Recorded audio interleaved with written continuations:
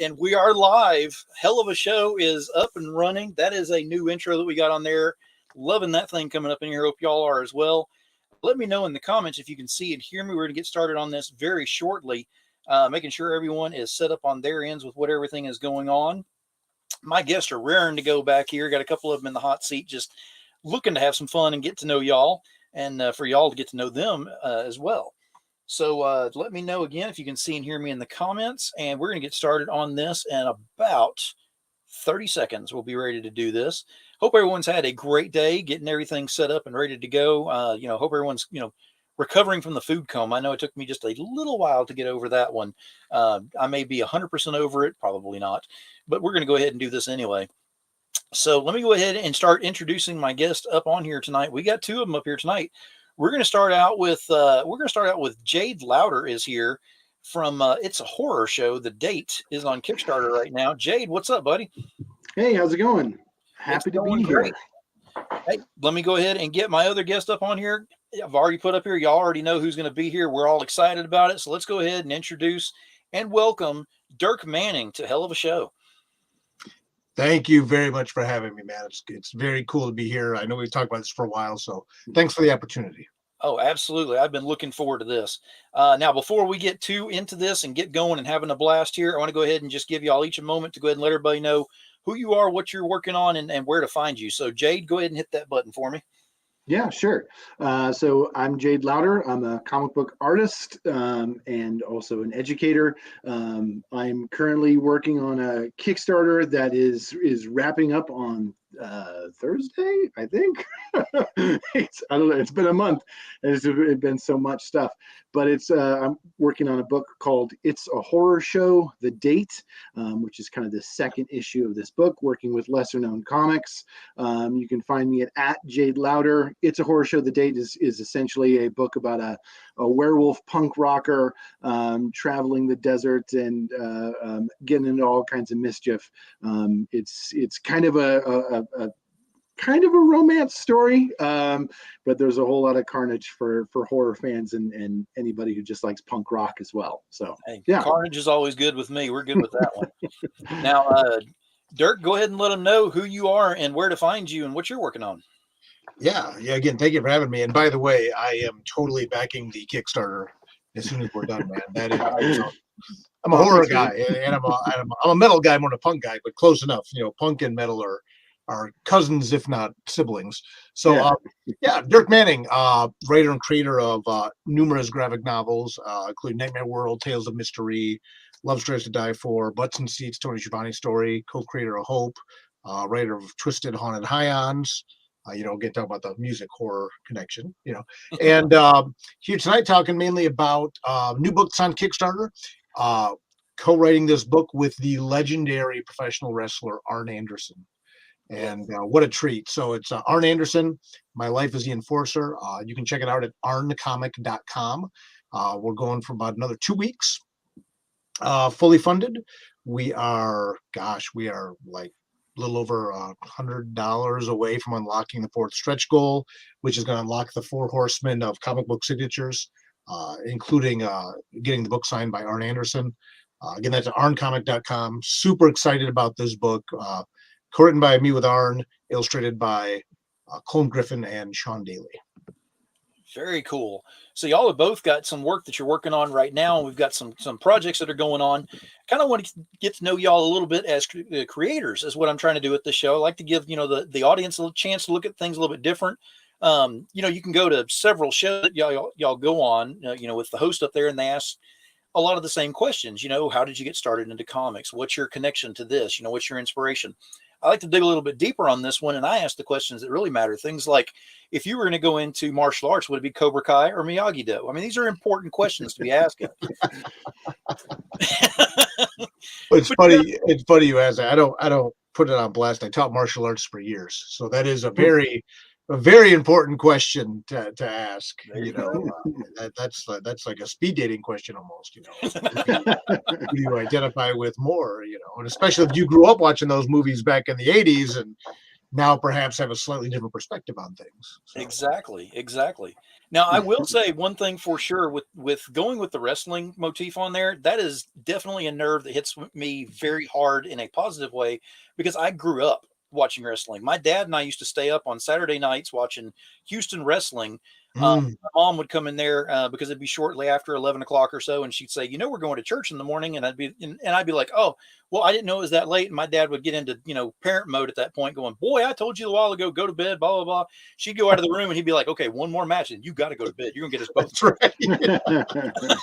Yeah, I grew up watching wrestling originally with my great grandma. Mm-hmm. And it was that same thing, man. You'd stayed up late, and I don't know how your pops was or anything like that, but man, my great grandma was a nice lady.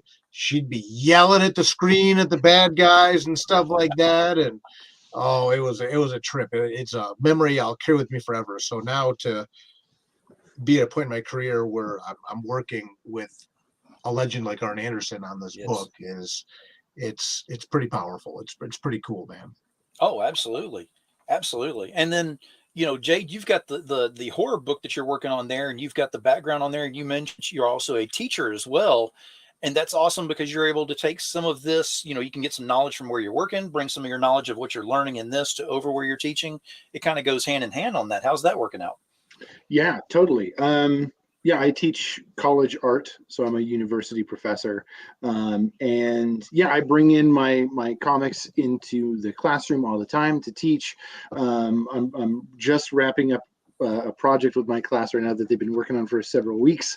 That's a comic book project that was inspired by Eastman and Laird of Teenage Mutant Ninja Turtles fame, where the idea was to do it exactly as they kind of did the original books, which was to pass the pages around to each other. So it's not any one of their art predominantly. It's a perfect blend of both Eastman and Laird.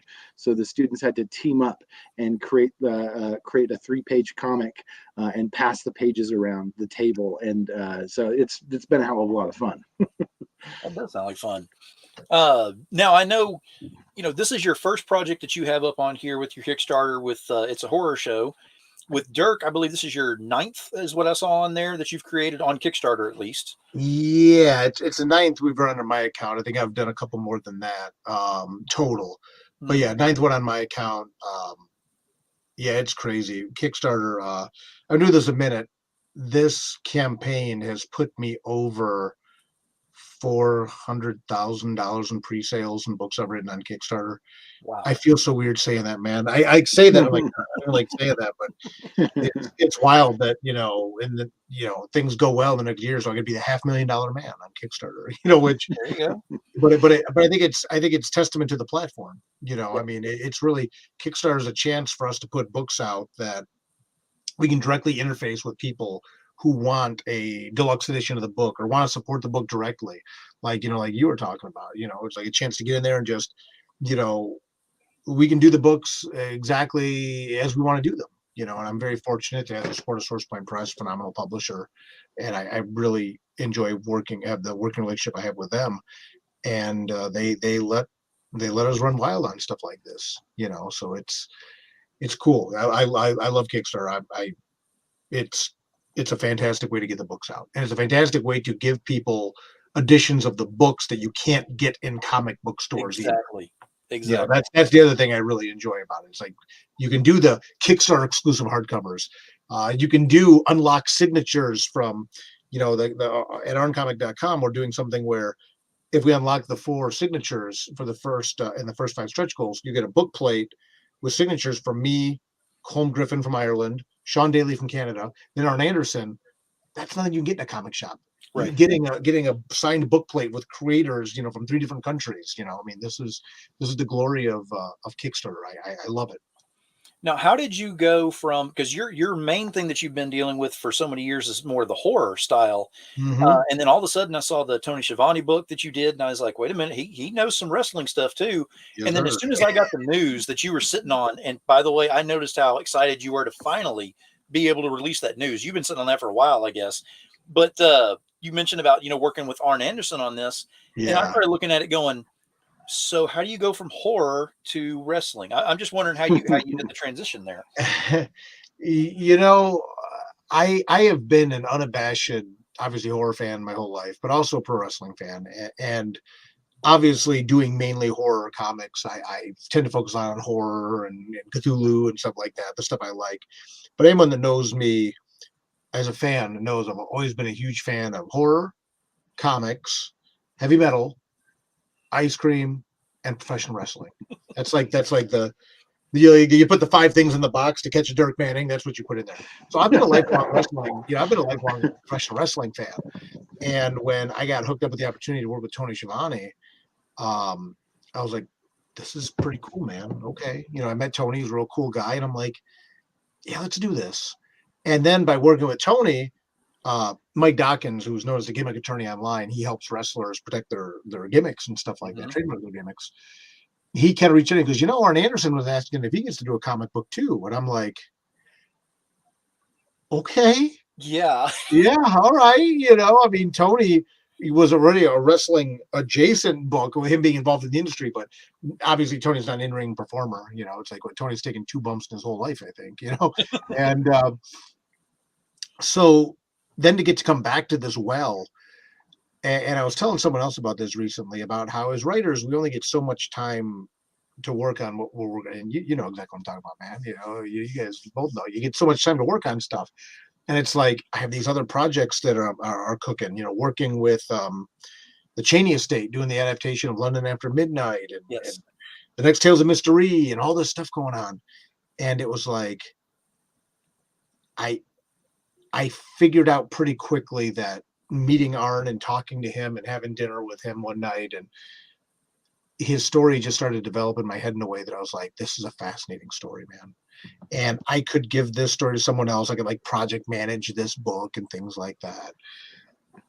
But I want to tell this one too. I'm going to take the time for this one. And to check that box again and to come back to this well has been really an honor. And to have Arn trust me to help tell his story and develop it into this comic book with Colm and Sean and Justin, our editor, Junior Joe, our editor.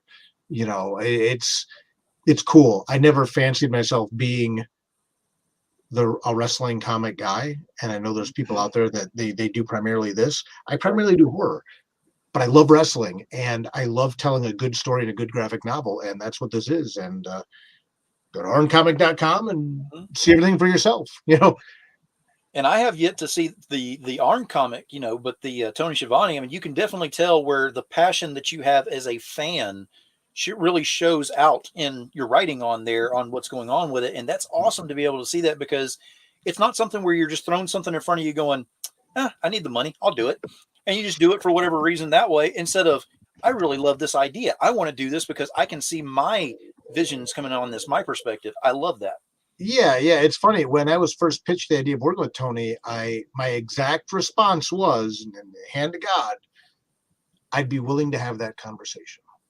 Right. And I wasn't trying to be a jerk. I wasn't trying to big league anybody, but it's like writing a book, a graphic novel about someone's life is not a big responsibility, but it's like, is this something that I want to get wrapped up in? Because when you're dealing with, I use this example all the time.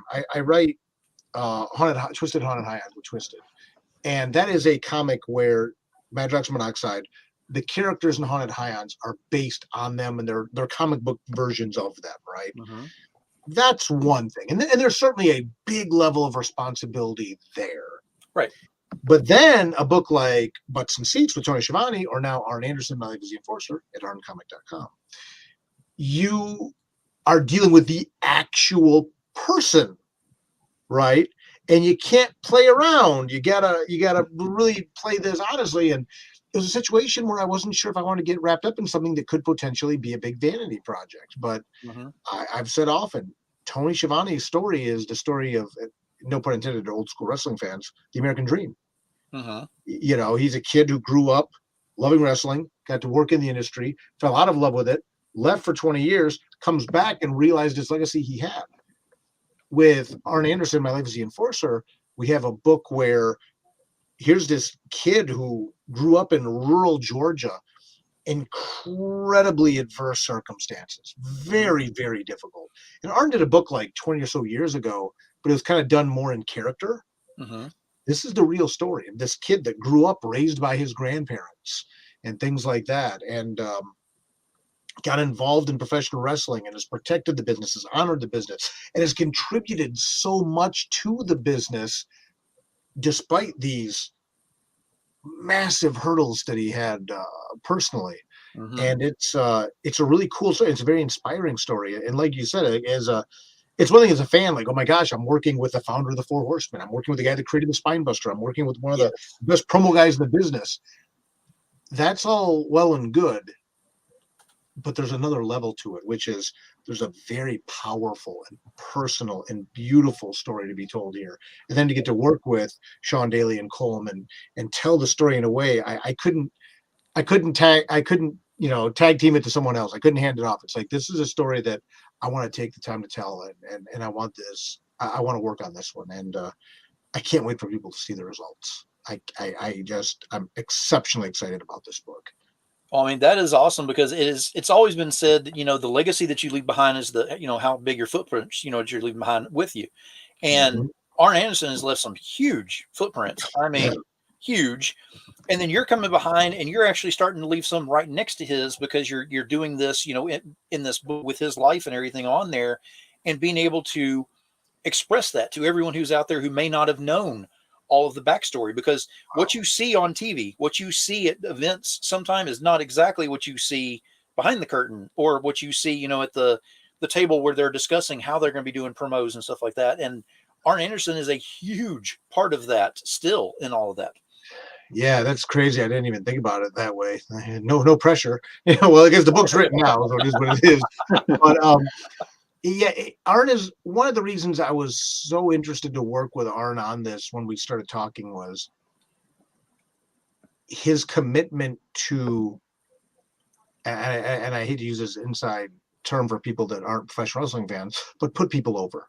Arn is a guy who wants to make everyone look better. He wants to make the business better for being a part of it. And he's a guy who was never worried about being a champion. He just wanted to do a good job and make the industry a better place and contribute and put everyone over, put his opponents over. It didn't matter if he's winning or losing. And that's something that comes through in the whole book. He is the muscle. He created the Four Horsemen, which is the most legendary stable in professional wrestling. He founded that, and then he founded it, and he didn't even make himself the de facto leader of that group. No. But that's him. He's always the guy behind the guy putting everyone else over.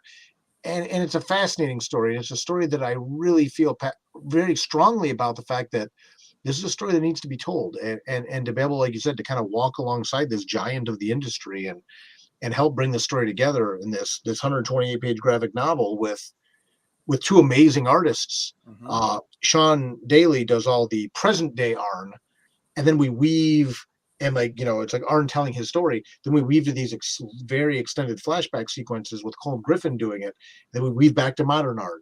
We weave back to Colm and Sean and Colm back. The final product is this amazing book. And then, like I said, if you back it on Kickstarter, you get the Kickstarter exclusive hardcover. We're unlocking the signatures. I hate to repeat myself, but it is such an honor to be able to be involved in a story like this. And then, there's right there. Thank you. And then go back to doing my horror stuff, which is one of my other major passions. Haunted High-Ends Volume 2 of Twisted's coming out. The Tales of Mystery Omnibus is in previews right now. And I got some new horror stuff coming out again later this year. So, but this was a very cool, a very unexpected detour, but one that I feel very fortunate to be able to have this opportunity. So, I mean, definitely everybody needs to go over there and check out the campaign. The link is actually embedded in the feeds as well, so it's very easy to get to. Thank you. You're able to go there and check it out and support it in any way you can. Make sure you share it out as well. It costs absolutely nothing to use the power of that finger, the correct one if you can. Hit that share button, and you can share it out. It costs you nothing but just a little bit of time to hit that share button, and you never know how many eyes can be on that thing that actually somebody looks at it going, I need this in my life, and they go ahead and jump all over this thing because it is an awesome project that's on there. One last thing that I want to ask you, because I know you're kind of short on time, so I want to make sure and give you some time on here and make sure and go over some things. You were just talking about you're going to go back into doing your horror stuff. Yeah. How do you see yourself pumping the brakes going, okay, I'm coming off of this wrestling high and going back to, you know, the horror levels that I need to on my inspiration? How do you pump the brakes on that? You know, you flex different muscles, you know, and it's interesting because like I have to be in a certain place to write Tales of Mystery. I have to be in a certain place to write Hope, which although maybe doesn't necessarily look like a horror comic, is one of the scariest comics I do. Um, Yesterday, I was working on.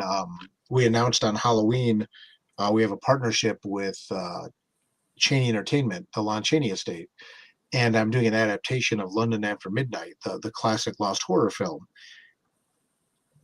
And like right now, I'm going to be very careful how I do this, but like this right here is the screenplay to London After Midnight. Oh, Yeah, it's right here in front. It blows my mind, man. You know, so this is a situation where I then have to take the movie screenplay and then honorably and faithfully adapt this to a comic book. And you guys know, I mean, we're fans of the medium. You know, a lot of people talk about, you know, making movies, writing comics to make them to movies. Movies move, comics don't move. You know, and then on top of that, you know, there was a lot of aspects of London After Midnight where there was a certain you know, silent film aspect to parts of it and things like that. So how do you then adapt that into a comic book? It's all flexing different muscles. You know what I mean? And you got to go to this place. I have a book in previews right now, The Adventures of Cthulhu Jr. and Friends, which is an all ages horror book. mm-hmm. You flex a different muscle, you know, but you're right. There is a certain transition then to like, okay, I'm going to get back to Tales of Mystery. I'm going to get back to Haunted Highlands, which is a supernatural comedy. I'm going to get back to the all ages thing. But to me, it's all a celebration of things it sounds very vain and I apologize, but things I like, you know, horror can be funny. Horror can be traumatizing. You know, horror can be a way we deal with it, you know, like you were talking about a minute ago, Jade, you know, I mean, you can infuse music in horror and stuff like that. You know, there's all the stuff you can do. It's just a matter of flexing those different muscles. And also, like you said, it's the footprints we leave behind, you know, the fact that I get to work with Ron Chaney on London After Midnight, a movie that I would go to horror conventions, even like last year. Whenever I go to a horror convention, whether it be setting up there or as a fan, I have literally fantasized like someday someone's going to find a copy of London After Midnight. Like I swear to you that has always been like my fantasy, like some grandma or grandpa or something like that is going to have this box of like film reels, and there it is. Well, now instead I'm getting to work with Mariana Pascosta, who I work with on Haunted Highlands, and adapt the screenplay to the definitive graphic novel adaptation. But adapting a screenplay is different. It's like I don't want to hold up the screenplay and show you, but it's like literally like a highlighter and like highlighting bits in it and stuff like that. Then how do you turn this into it? It's just flexing different muscles, you know, and it's making sure that you shift gears to honor that type of project. I got to be in a certain headspace to adapt. I got to be in a certain headspace to write Tales of Mystery, which is more of a horror noir. When I want to be funny doing Haunted Highlands, I go to a different spot there, you know, but you definitely need to kind of change gears. And at least me, I've got to kind of rev up and like, okay, this is London After Midnight Day, you know, and you get caught up on that a little bit. Okay, now I got to go do this thing over here. So it's, but it's an honor to do it. And I guess the other piece of this is knowing that once you put these books out, they're forever. Yes. You know, no do-overs. I can't George Lucas this stuff. You know, I can't go back and like, oh, sorry, you know, we can add to it. We can do like more stuff with it later. But so you really need to honor the project, whether it be a creator-owned book that you're doing. When I'm doing creator-owned books, I want people to read that book and say, you know what, that's a Dirk Manning book. I'm going to check this out. I want to. I know that there's going to be a certain level of quality with this book. That's very important to me. And if I'm adapting a book, if I'm co-writing with like Arne Anderson or something like that, I want people to know there's a Dirk Manning book. There's a high level of quality, and that's what makes it possible for me to hold myself to that expectation to go in and really do the story way. And that is awesome, because that's exactly what, putting your passion into your work and what it means to be in the indies and putting your passion in there. That's a perfect example of what you're talking about right there. Is you want it to be so perfect that people look at it going, that's a Dirk Manning. That's got to be. It's almost like looking at a piece of art on the wall. It's like, that's a Dirk Manning. You automatically know by reading it. Well, yeah, and you're right. I mean, and that's what I want. I want the Dirk Manning name to mean something in regards to the book. Whether, like you said, whether I'm doing a wrestling book, whether I'm doing a horror book, whether when I did Hope, which is a book about a mom who moonlights as a superhero, people are like, "Are you selling out? Like you're doing a superhero book and the cover's pink?"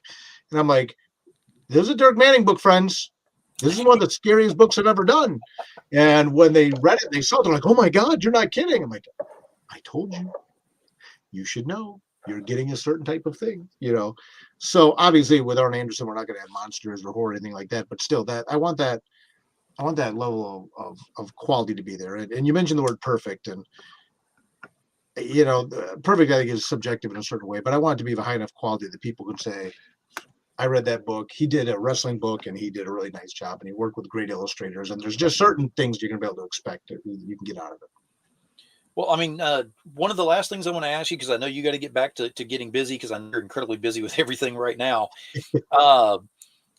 What's the next challenge that you see yourself getting? This has been a challenge, being able to do the wrestling books instead of the horror, for something different for right now. And of course, you're pumping the brakes, going back to horror.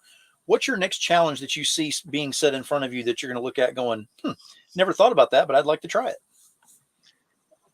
If you would have told me 3 years ago that I would be working with Tony Schiavone and have a #1 best-selling book on Amazon, or working with Arn Anderson, one of the legends of wrestling, or adapting screenplays for the Cheney Entertainment, I would have laughed you out of the building, So, like, I never really look at this like, what's the next mountain to climb, or what's the next challenge. To me, it's just about putting out books that people are going to enjoy, that people are going to feel that they got their money out of investing in that project, investing in that book, especially on Kickstarter. That's my big thing. I think 2023 is going to see some more expanded content for me, whether it be with London After Midnight, the new Haunted Highons, doing a werewolf Western book next year, which I'm exceptionally excited for people to see. The only challenge I want, I got a spinner rack there behind me. Sorry, my orientation size wrong on these cameras. That way, that spinner rack, wherever it is, and I've always said that how cool it would be to have a spinner rack filled with your own work. That's my challenge to myself. Next year will be my 20th anniversary as a comic book writer. And if all goes according to plan, knock on wood, right, I'll have 20 graphic novels out by my 20th year. Not issues, graphic novels. What an honor, and for everyone that supported me and helped me out on this, and supported my work, that'll be pretty cool. That'll be pretty cool when I fill that spinner rack with graphic novels I've written. That's going to be pretty wild, So I guess that's the one challenge I have in front of me at this point is, can I pull that off? This is not easy. This is not an easy road to traverse. You know that. Exactly. Oh, thank you, Tim. I appreciate that. Yeah, it's wild, man. But that's, I guess that if I was to set a challenge for myself, I think that's what it's like. Fill that spinner rack, and you can see. I don't know. Maybe you can kind of see it. Maybe not. That's like an old school spinner rack, right? It's like that. That's my challenge right now. But past that, it's not about just cranking stuff out. It's about whenever someone picks up a book that I've worked on, I want them, like you said, to read that book and say, "Man, that was solid. That was worth it. I'm going to get the next one." Because when we create independent comics, we're only as good as the last book we put out. Or if we're really fortunate, we'll get 2 chances. Mm-hmm. That's exactly it. I'm not writing Spider-Man. I'm not writing books that people buy because it's the character. Right. They buy it because they buy my books mainly because I worked on it. I need to maintain that level of quality. And you're definitely doing that in what you've got with Arn Anderson book on here on Kickstarter. It's got 2 more weeks left, roundabout. You're already in the fun part of it, where every little bit that's going on there is going towards the fund, which is you get the Right. actual extras added on to it, and you're Yeah. almost to that point of getting the 4 horsemen signature on there. I know, man. How wild is that? My most global stretch goal bonus ever. 3 continents, 4 signatures over 3 continents, man. That's wild. That is awesome, man. I certainly appreciate, all of the work that you're doing, everything that you're putting into there, you being able to reach out. And the really cool thing that is too, that I wanted to bring up very quickly, is that you're bridging a gap. I'm working on that on my end as well, but you're bridging the gap between comics and wrestling, pop culture and comics. It's a different, level that's out there that you want to kind of let a Right. few other eyes onto some things. There may be some people in the wrestling world, believe it or not, there's a lot of nerds in the wrestling world. I can call them nerds because I know what they are, and they say it themselves. Right. Now saying I it would to not call Arn Anderson a nerd per Yeah, se, I was whether gonna it's say, true or yeah. not. He's got a couple spine busters left, and I wouldn't Yeah, want to. I would watch out for that. He's still about 250, 6 foot something. I mean, he's still a big guy. He'd crack me in half like a pixie stick, man. He wouldn't even blink, And I'm no wilting flower, but man, I no. But it No, is. no It's doubt. cool that they're actually not only Yeah. accepting of the comic world, they're actually promoting it on their end as well. So now, by us doing this in kind of a return favor here, we're bridging that gap, which is awesome, Right. because now people from both markets can look at different things on there and go, I Mhm. haven't watched wrestling in a while. Let's see what's going on over here. I haven't checked out a comic in a while. Let's see what's happening over here. It really opens up Yeah. that bridge. No, you're exactly right, and that's one of the things too. Is like when people look at this book, and the reason I chose to work with Colm and Sean, they have very different art styles, but I wanted to show people the spectrum of what you can offer in comics. A lot of people think of comics, and again, when you think of a comic with wrestling, you think superhero physiques and 8-packs and veins popping out everywhere and glistening, just like a lot of wrestlers look like superheroes, right? Let's be honest, and I deliberately didn't go that route with this book, because instead it's like I wanted to show people that comic books are about more than that. And again, I'm not hating on superhero books. I mean, people like what you like and support what you support. Yeah, like there's like Ultimate Muzzle, Yep. But to me, it's like this is what else graphic novels can be. There's different art styles here, so this is a really a cool opportunity, and to work with 2 artists who I admire their work so much, and I appreciate what you're saying. Right, just grow the audience, grow the awareness, let people know what there is. I'm talking to you now in an office surrounded by graphic novels. This is my life. I love this stuff, and to get people who maybe haven't seen a comic book in years but are wrestling fans. Again, and Tony Schiavone will do a signing, and he has a graphic novel. They're like, oh my gosh, I haven't seen comics in years. Yes. And they look at it and see all the art styles in that book. They're like, hopefully it'll get them to pick up more stuff, Exactly. Well, that is awesome. I mean, that you're working on this, and that you're being able to branch out to a different medium, with doing this for a little while with the wrestling. Excited to see you getting back into the horror stuff, because I love your horror stuff as is. Thank you. Have not seen Hope yet. Now you got my full attention on that one, saying that's your worst, of your horror books there. You're deeply scary. Yeah, the special edition of Hope. It's a reprint of the original graphic novel. Some new bonus content comes out. I think it hits shelves in the next 2 weeks, maybe, from Source Point Press. It's about a woman who moonlights as a superhero. In the first 5 pages, she gets in a car accident with her family, has to reveal her superhero identity to save her daughter, and things unravel from there very quickly. And I tell anybody this, and like Tales of Mysteries, dark book. Nightmare World is scary. Love Stories to Die For, scary stuff. Hope is the scariest book I write by a mile. Not a monster in sight, but scariest book I write by a mile. Interesting. We will definitely be watching that and keeping an eye on that. Thank you. Again, I certainly appreciate you being here. If you've got to run, let me know. I can go ahead and let you go if you need to be, because I know you've got other work that you're working on and stuff over there as well.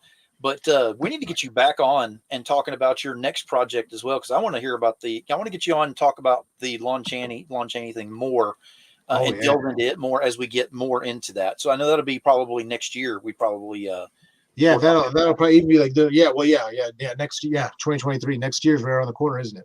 Yes. But yeah, well, I really appreciate me out. And again, if people want to learn more about my work, they can go to dirkmanning.com. I'm on most social media at Dirk Manning.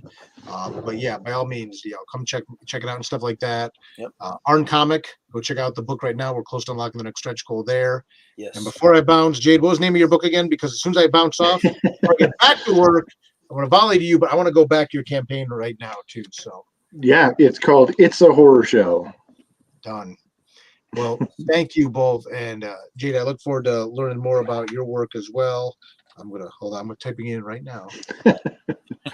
Where I go live, because we gotta, we have to support good horror. Oh, yeah. I mean, Absolutely. and by all means. So I'm going to do that. Thank you very much, guys, for having me on. It was nice to meet you, Jade. So we can talk good to meet you. And Phil, thank you for everything you're doing, and I really appreciate it. Thank you, my friends. Absolutely. We'll get you back on. Thank you, Dirk. Sounds good, buddy. Thanks. Bye. All right. So I just wanted to make sure and give him his time on here because I know he was kind of short time on that. So I wanted to make sure he had that. I hope you didn't mind on that. No. But, he's got a lot working on all that. And he said that he had about 30 minutes. And I was like, ooh, I'm going to have to split this up a little bit and change things up, switch gears. No, it worked. It was super interesting to hear about the different projects he's working on and getting to work with some kind of like major properties, which is, I mean, he's, Dirk is totally right. It'd be such a dream to be able to work on some of that kind of stuff. I can only hope, I hope that in my time as a comic book artist, I can look at, in 20 years down the line and have some of those experiences too. I'm only, this is like my really like second year of putting books out and making a go of it with comics. So there's a lot more that I need to learn for sure. And there's always a lot to learn in there. And it's really cool to be able to have people that you can kind of bounce ideas off of, or that's why I like to change things up on the show. And now it's no longer just a one-on-one on Hell of a Show. I like to do it more panel style because there's different perspectives that some people usually don't see on there unless you actually have two people, that are from separate sides of the coin, shall I say. You're coming on with the First Created. He's been doing this for 20 years. It was perfect having y'all both on here at the same time with that because we go over his accolades on there. You're learning from that. He actually enjoys, as soon as he heard horror and, what yours was about and everything, he's all over that and backing that. It's really cool to be able to see the camaraderie that's in there and be able to see how things can be built within the industry just by a chance meeting. So it's really cool how it comes up that way. But and he officially pledged. Cool. Yeah, I saw that too. That is awesome. That is what the Dirk. indies are about. I mean, it is, supporting each other with that.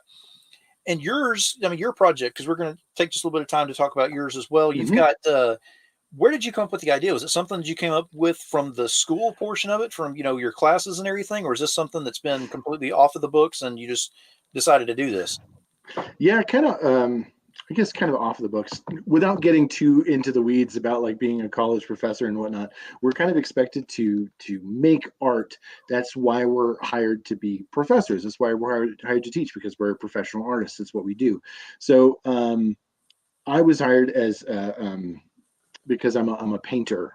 So I went to school. I have 2 degrees in painting, and so I studied very fine arts, painting, and stuff like that. And about 2 years ago, maybe only, I think it was 2021. So it's almost at 2 years. But in 2021, I had a student who asked me and said, "Jade, did you always want to be an art professor?" And I said, "No, actually, I wanted to be a comic book artist," because that's what originally got me into art, into making things just in general. As a kid, I collected comics and I would copy pages and make my own and hand them out to friends and classmates. And, I would always be doing that. And then I got to college and I kind of stopped. It just ended. And so having that student 2 years ago ask me that question, for whatever reason, I heard that question at the right time, and it kind of relit this fire of, what if I made a comic now and tried doing that, years later, after getting more chops into just drawing and writing and all that kind of stuff. And so I went on this, journey over the last 2 years I've switched my entire kind of creative output. I really don't paint anymore. I'm just working on comics and trying to perfect that craft, and get better and better, teach myself new things. Every comic I try something new. And I took classes through the Kubert School, which is so the Joe Kubert School of Comics and Graphic Art, and which was really cool because I always wanted to go to that school since I was a kid, because I would read Marvel. I was a big Marvel kid, and in the back they would have the little insert that was the go to the Kubert School. And so in high school I really wanted to do that, but when I realized it's on the other side of the country from me, it's not a 4-year degree, I kind of went a different route. And so I got to take some classes at the Kubert School because they offer online courses now as a result of COVID and having so many new options via streaming and that kind of stuff. So I was able to take some classes and beef up on some skills that I was lacking in, just in storytelling and stuff. Uh-oh. Are you still there, Phil? Oh, I might be the only one in here.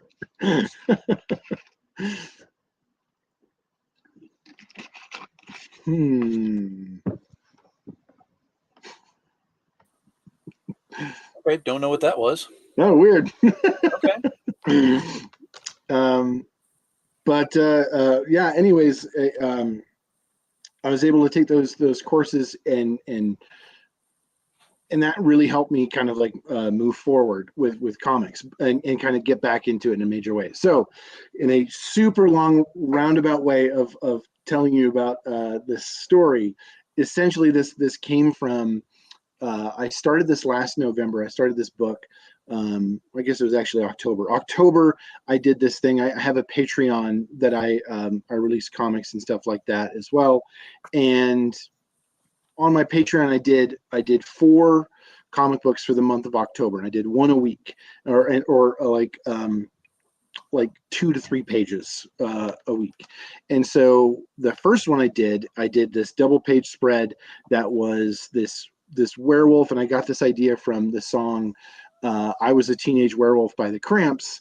And there's a music video that accompanies that where the band is riding around this hot rod in the middle of the desert. And I was just like, dude, I love this setting. I'm just going to put a werewolf in it and make this little one-off thing. And so I drew it just really fast. I didn't really think about it too much.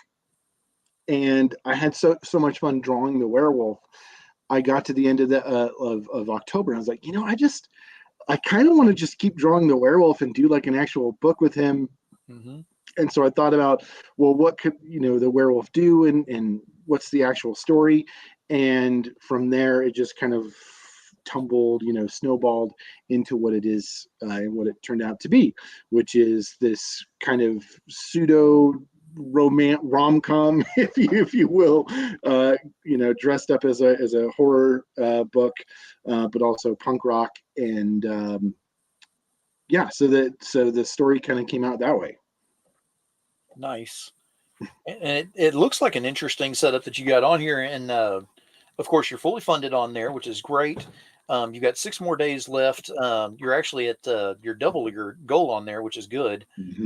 And then, of course, you get to learn the whole process of fulfillment and waiting for the money to come in from Kickstarter and all that stuff. That's why this is what drives creators insane the first time around. I get to enjoy this next year myself personally, as my first book will be coming out. So, I get to learn vicariously through all of y'all first. And then, I can get my stress and everything out of the way, hopefully, by the time mine is ready. The nice part is that, I'm partnering with Lesser Known Comics for this book. And so they've been, Mark Bernal over there has been really great at like providing support. And when it comes to fulfillment and shipping all that stuff, that's the easiest part.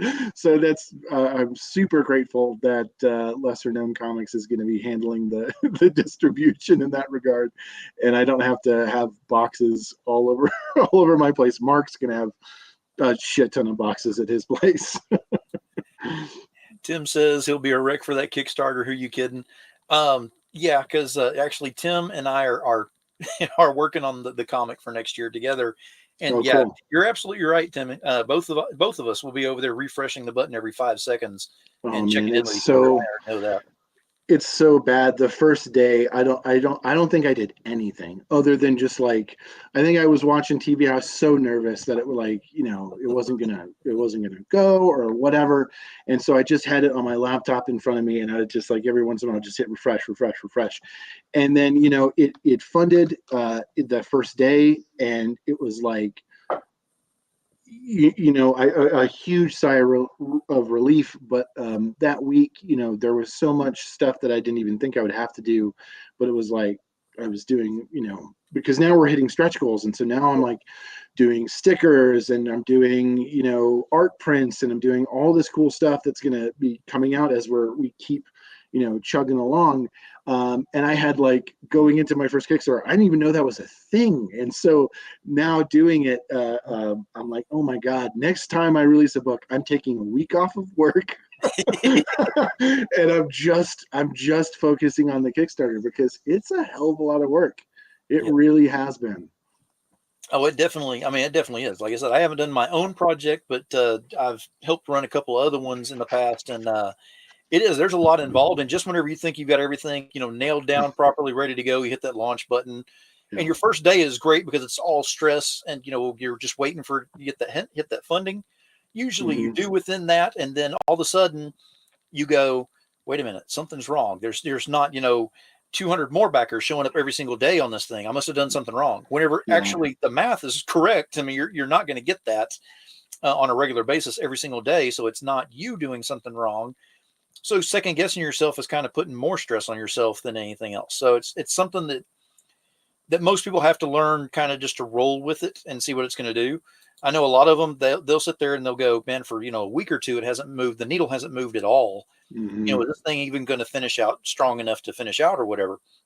And it's like, well, it's going to do what it's going to do. I mean, the more that you push it, you can push it so hard, but you can only, lead a horse to water. You can't make them drink. So there is that's on there. You can do whatever you can for marketing, but you don't want to make it so super saturated. People, look at it and go, no, I'm changing the channel. I've seen this on every other channel I'm on. Let me just turn the TV off for a little while. No, for sure. I think the other thing too, that I was kind of like been hemming and hawing about as I kind of like go through this process, is that like, there are so many other crowdfunding platforms out there. Like well, I mean, maybe not so many, but there's a number of them. And a lot of them are based upon like, we have this end goal that it's going to be, and that's, you got to like chip in to get to this goal. And once we get that goal, all right, we're golden, the end, that kind of a thing. But with like comics and illustration and stuff like that, like, this is the way you get the book. Like, you want the book, this is how you get the book, right here. This is it right here. This, if you want it, this is how you get it. And so there's not like so in one part, it's like trying to like express to people who are not super familiar with like buying comics on Kickstarter exactly what the deal is. They're like, okay, I mean, yes, there's a certain, you back it so that we get a print run and so on, but like, if you want the copy, this is how you get the copy. Like, I don't know what to tell you. And so there's a little bit of like, I feel like in just marketing and stuff like that, I've got so many great friends and folks who supporters and people that are following my stuff that have backed it, and I'm so grateful. And I know that there would be a handful more, but I feel like they fit in that column of like thinking that it's crowdfunding to a certain degree, and then that's it. That's, you've reached the the pinnacle, and they'll get the book some other place, and it's just like, well, book some other place, but like, this is the for sure way, But exactly. And the thing is too, I mean, you're not only funding just the book, but you're funding the dream. I mean, for lack of better terms, I mean, that could be a good hashtag, actually. Fund the dream. No, you're But totally right. This is, the money that we make, like it's going to go directly back to make comics. yeah, This is going to go back to being able to, probably buy a better drawing table or a Cintiq or something along those lines to be able to, do better coloring or whatever. Like all this stuff is going to immediately feed and back to that creativity and the productivity monster, and more shit's going to come out, but like it's got to get fed. absolutely.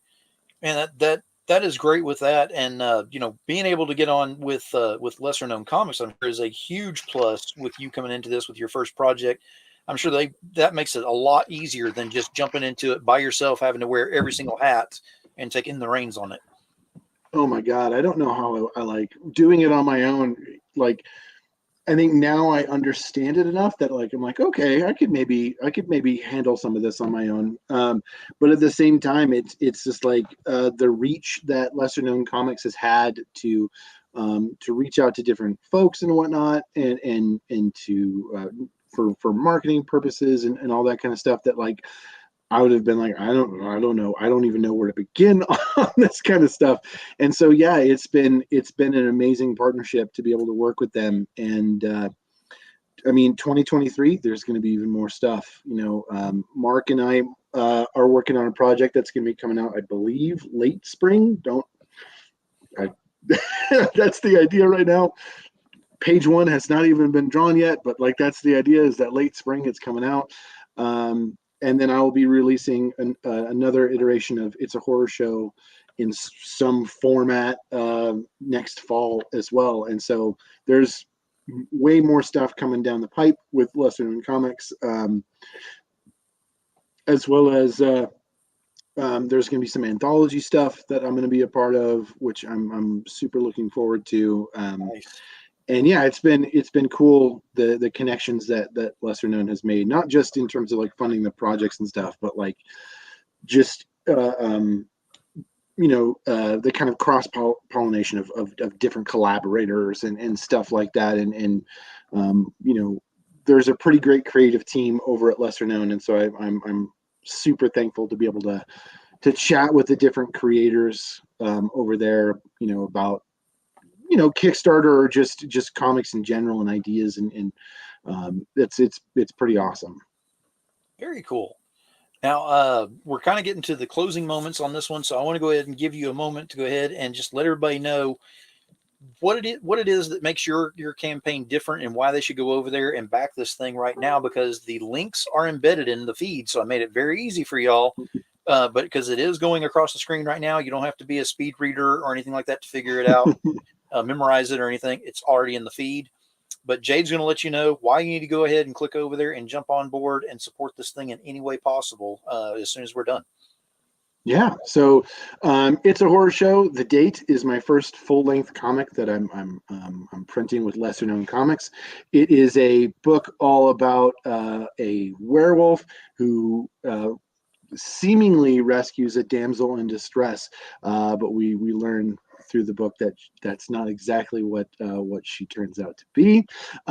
There's punk rock, there's hot rods, there's all kinds of mayhem and mischief embedded in this one, with some great twists and turns along the way. It's my kind of writing style is first and foremost just make it fun for myself and make something that I enjoy, that I would want to read, that I want, I think would make people laugh. I like comedy. So even though it's called It's a Horror Show, I promise it's not too scary. It's mostly funny. It's mostly jokes. And then, I put in all the things that I'm into, I'm used to playing punk bands. I used to play in, play at these little shitty bars that I'm now making comics about, and so the werewolf plays in a band of other monsters, and so you'll get introduced to them, and then in 2023 you're going to get a whole bunch of this band, because that's kind of what's where I'm seeing the story kind of going, is the band being at the forefront. So It's a Horror Show, the date. Over at the Kickstarter, you can get multiple variant covers that I've done. I've got a classic monster movie kind of gray tone one. I've got a punk show flyer, which has a throwback to the band Minor Threat on it, that I kind of made in the, using a Xerox machine to kind of like really, embody that DIY punk rock aesthetic. And I've also got over there, you can get the entire lesser known comics catalog of books. Lesser Known Comics is also doing a special reprint of the first issue of It's a Horror Show, which is called The Critique, which is a mini comic that I put out last April. And I did a really small print run, and so we're doing a much bigger one on this. And so you can get, I call it the double feature tier, so you can get the mini comic and you can get the date. In the mini comic, I put a brand new short story, 3 pages of a good little thriller in there. It's a pretty fun, silly little comic, and it's if you're looking for horror and comedy, it's the place to go. Very cool. Yeah, we'll definitely y'all need to go check that out, see what he's got available on there, and see what you can do about it. But remember, not everybody can financially back everything. We all know that, but it costs you absolutely nothing to use the power of that finger and hit that share button and go ahead and get it shared out. So every creator is more appreciative of those people that are out there that are going to share out their product, because it's, like I said, not everybody can do this financially, but there is where it can be available into a lot more eyes, because it's out of, regular circles that we always involve ourselves in. So if you hit that share button, it helps them out considerably. So don't forget to do that. They greatly appreciate that. Totally. Now, in closing, I got to ask, because, we had Dirk Manning on here. We were talking about his book and talking about his, stuff that he's done and everything. But with his current book with Arn Anderson, number one, are you a wrestling fan? I was a lot when I was a kid, even so much so that like my family, but I was in the WCW camp when that was a thing. And even like we were such fans that we went to an event because it came to Montana, and we went there, and I was like so into it. That was back in the day of like when Goldberg was still like the hero. It's before he turned heel and stuff like that. So I was for years and years, and I still like, tangentially, every once in a while we'll watch like a match and stuff like that. But yeah. So who's your favorite? I don't know if I have a favorite like modern wrestler, because I love like kind of like the history. I think really stands out. Man, I'd have to go with Hulk Hogan. Like I just do. Like for whatever reason, I think he's just funny, and his old brother. Like I like him. I think he's funny. Even when he turned heel, for a while there, like I still was into it. I still thought it was cool. For me, it's Hacksaw Jim Duggan. That's because he was my dad's hero whenever we were watching wrestling. Therefore, he was my hero. But the way he would just come out there, and he was always all-American, never turned heel, always, the good guy. Of course, the good guy with the rather large piece of lumber that he'd go out there and beat people with. If they started to cheat, then he would go ahead and just make sure that they remembered that it was not a good idea to cheat. But it was fun. I mean, back then it was definitely different. And that's something that I've got a new show that will be starting up probably the beginning of the year, because we're getting everything set up. But going to be working on doing a wrestling show. And it's a great way to tie that in, is because of this show and kind of leading into the end of this and everything. But it's going to have the feel of, what does it mean to you? It's not, how much is it going to cost me? What's the most expensive thing that I can get, to support these guys, whatever. It's all about the heart and soul that they put into this, all the way from the beginning, back whenever I was a kid, and probably younger than that, which is old because I'm old. But all the way up to, the modern stuff. We're going to touch on a lot of those things on there, and get a lot of those wrestlers on as guests, which is going to be flipping awesome. Yeah, I'm going to be fangirling something fierce on some of those. Yeah. But I certainly appreciate having you on here tonight, Jade, and being able to talk about your project and talking about your passion that you have into all of this. and the fact that you even go as far as your passion that you do on here still goes and is passed along to your students. I think that is awesome right there, because knowledge is one thing. Whenever you're leaving your footprints behind and everything, your knowledge is something you definitely want to leave behind. And a lot of people try to leave it with their, immediate kin, like their, their kids or something like that. You have an opportunity to leave it with a multitude of, kids that are there, and people, young adults who are actually interested in what's going on. And, you never know that your words may just tune them in just the right way, where we see them later on coming out and being a guest on my show because they have projects coming out, which would be awesome. Yeah. Yeah, that would be. I mean, I have like some students currently that I'm like, man, they're like right there, and if they publish something, oh, I'm going to read this and it's going to be good. Nice. And it's exciting to be a part of that, like that new generation of writers and creators and stuff like that. It's a pretty exciting, place to be to work professionally. It's like I get to do something that is just so much fun at the end of the day. It's a lot of work. Oh yeah. It's a lot of work, but but at the end of the day, it's also I wouldn't want to do anything else. Very cool. Well, before I go ahead and let you go, go ahead and let people know where they can find you, so they can go ahead and follow you and find out what all you're working on, besides, of course, the current project, which the link's already embedded in the feeds, so it's very easy there. But let everyone know where they can find you. Yeah, sure. I'm on most social medias. Instagram is kind of the primary mode. Just it's kind of easiest to put stuff out for me. So at Jade Lowder, pretty simple on that one. Nothing fancy. Just at Jade Lowder there. Like I mentioned earlier, I also have a Patreon. It's patreon.com/Jade Lowder. That's where you can get new comics as I'm working on them. You get little sneak peeks and stuff like that before they get printed and stuff like that. You can help kind of keep the lights on in the studio and stuff like that as I keep plugging away and keep getting better and better and putting new stuff out. And then the Kickstarter is you can search on Kickstarter for It's a Horror Show, or the link is in my bio in my Instagram. So either is great.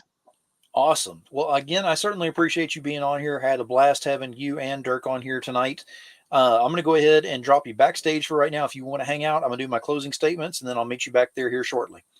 Sounds good. Thanks, Phil. All right.